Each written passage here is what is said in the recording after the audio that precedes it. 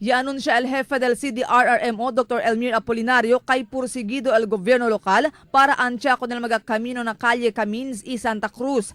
Asegun con Apolinario ay prinsipye sila negosya con el magka-concerne persona quien ay sale afectado na ansyara del camino. Alin na Calle Camins ay sale afectado el propiedad del Archdiocese of Zamboanga. To recall, we made the report last January that I met con Bishop de la Cruz last December, and I brought forth an intention of the city to widen the road akigaya na Camins. So he took it positively, el disu instruction nga ni kanamon, asya el formal letter para po dia sinta el archdiocese, disu administrador, con el consciente gobierno oficiales, no? So yadala instruction si Mayor for a city legal officer, city administrator, and city engineer to already sit down with the archdiocese representatives, no? Mientras el anchera del camino na Santa Cruz ay sale también afectado el cementerio, el changue de Santa Cruz, el bagsakan y el privado propiedad enfrente de este. Ay negosya según sila con el mga parientes del magaya entera allí na cementerio del Santa Cruz y con el dueño del privado propiedad enfrente del bagsakan.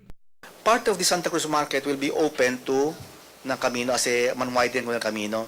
If you notice also na right namin going to the intersection, we will be encroaching on part of the public cemetery. So we will have to also negotiate with the mga pamilya kaya mga resto talya para kada grande con ese, no? Naliyatan para parte arriba na topmost left side, no? Amo el baksakan. So kurta tayong kita ko na para kada ancha el birada. Pati aki ono sila ng private property topmost right, sila ng private property pero unutilized, usa tayong kita kunese para man-widen ko ng camino. Habla si Apolinario uno este del mga manera para man-address con el problema de tráfico en ese mga calle. Este mga tiempo ta prepara según sila todo el mga requerimientos necesita para implementar con el proyecto. No hay dale timeline si Apolinario si cuándo puede empezar con el proyecto, pero taroga según él que puede con este realizar el gobierno local na más temprano tiempo.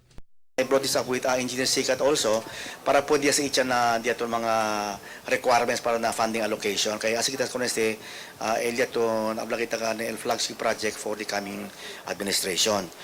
Marifita Mayo, Dateline Zamboanga.